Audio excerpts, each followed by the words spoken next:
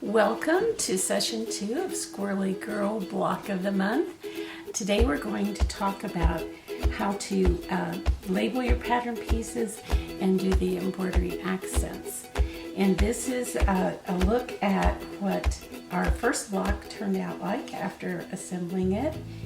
And you'll notice it has some embroidered accents on it that we're going to be talking about today. And I'll show you how to do that. Now this is what the background for block number 2 is going to look like. And I have already assembled this with the background pieces 1, 2 joined together. Then we joined piece 3 and then added the 2 borders up and down. And I have gone ahead and added some of the pieces here so that I'd be able to show you the embroidery that's going to take place on this one. I wanted to remind you when you are working with your pieces that on your paper backing, for if you're using the heat and bond technique, I went ahead and wrote the letter, which this is piece O in the alphabet, which identifies which piece it was. And then I even made note that this is the front inner bike wheel because there are several pieces shaped just like this one. And then this is piece or fabric number 2. So remember I suggested that on your fabric chart you put a number or a letter beside each one. So this is fabric O, and then it's piece number 2 on your pattern. So I said that backwards. You need the number to show what piece it is from the pattern and the letter to show which fabric you're working with. And if you do that right while you're cutting your pieces out, you're going to be able to keep things under control, because later on there'll be pieces that look the same or don't seem to make any sense. And then I corral all of them into a little Ziploc bag because some of these pieces are very tiny. And another thing I did, you notice these 2 pieces are very small. And so I went ahead and labeled them, made a note about them on the paper, and then I left these 2 pieces together. And I'm not going to cut them apart from this bigger piece until I'm ready to use them, because it's so easy for something that small to get lost. You can make whatever notes on these will help you later on. And after you have traced them onto the paper, then you cut them out right on the line that you traced them on. And remember, you trace them in reverse. I'm going to use this piece of fabric to demonstrate the kind of embroidery stitches you need. On this square, I'm going to use an erasable pen and just draw. I need a stem coming down from the bird's beak to the leaf, and then I'm just going to draw the lines showing what the attachment is like. If you want to, you can take your fabric to a window or a light box and trace those from the pattern. But these are all fairly easy to do just by eyeballing them, if you will. You can look at the pattern and see how they go. And these are the marks showing us who are going to embroider the details. Just like this on each one. And down here on the wheels on this one, this wheel had spokes, and so I would draw lines on here ahead of time. And the nice thing about it is if you make a mistake or guess wrong, this is very easy to press it with an iron and create a new line to follow. So that's how we get the lines on to know where to do our embroidery. Okay, your embroidery floss usually comes with 6 strands of thread together, and I've pulled off so there are just 2 strands here, not all 6. That would be a really thick piece if you had all 6 strands. So I have only 2 here. I've threaded them in my needle, and I'm going to come up from the wrong side like this, right on the line. This is to show you how to do that blanket stitch if you want that decorative stitch around the edge of your pieces. On the wrong side, I pull this and leave a tail about like this.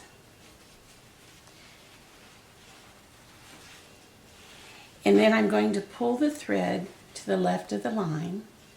I'm going to go about 1/4 inch ahead on the line, pierce the fabric, and then come out again, maybe 1/8 inch away like this. I keep my thumb on this thread to keep it from knotting up, and I'm going to pull it until I get the size I want. Then I'm going to go back in,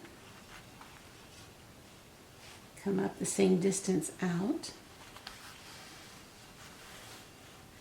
pull the thread,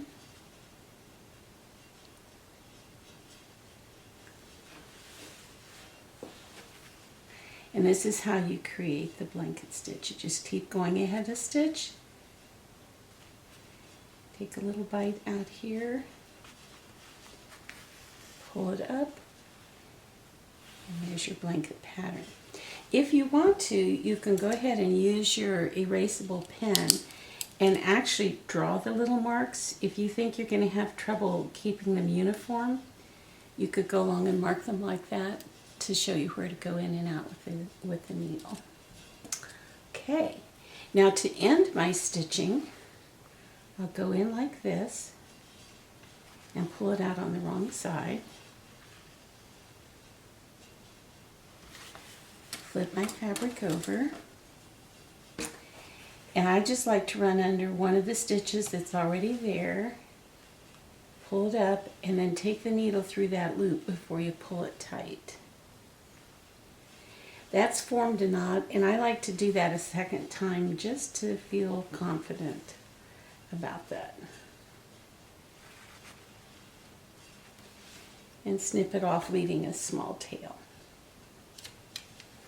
These starting tails, the first stitch you took kind of locks those in place, but if you want to, you can trim them off to maybe 1/4 inch on the back side. Okay. Now we're going to do something called a stem stitch.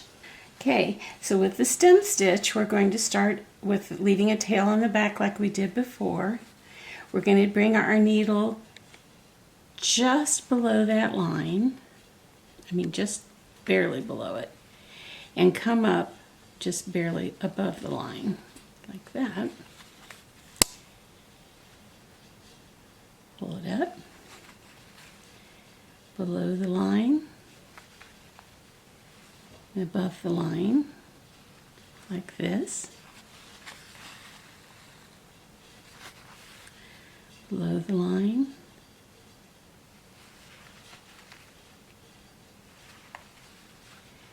and just barely above the line.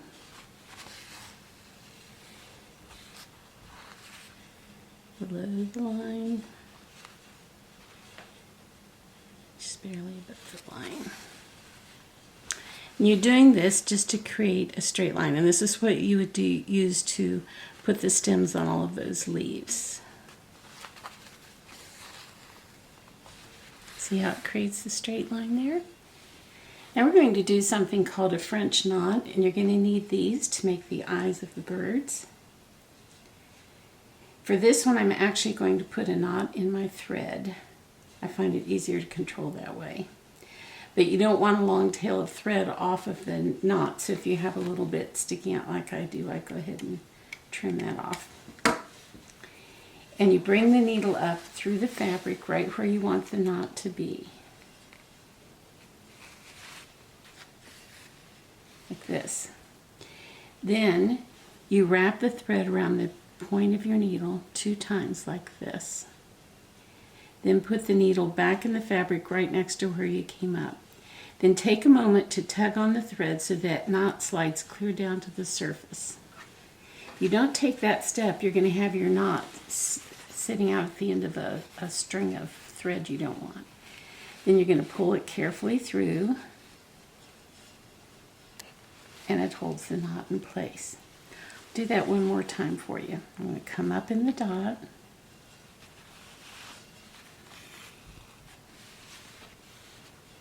I'm going to wrap the thread around my needle 2 times, Then put the needle back in the fabric right next to where I came up. And then tug on that thread so the knot goes down and lies flat on the fabric. Then pull the thread carefully through. That's how you make French knots. Now we're going to do the back stitch. I'm going to start up at the right end of my line, about a 1/4 inch in from the end like that. Leave a little tail on the back so I have something to hold on to. And now I'm going to go back to the beginning of that line and take my needle through and then come up again. I'm working on maybe 1/8 of an inch distances. I'm going to come about an 1/8 of an inch ahead of where my thread comes up. Now I'm going to take my next stitch back here, right where this one ended, and then once again come up about an 1/8 of an inch ahead of it. Pull it up. Then go right in here where that one ended. So you see on these, the stitches are one right after another instead of overlapping like they do on the stem stitch.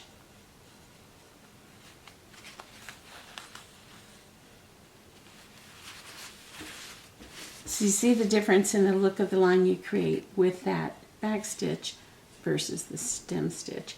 That's kind of a preference thing. You can use whichever one you prefer.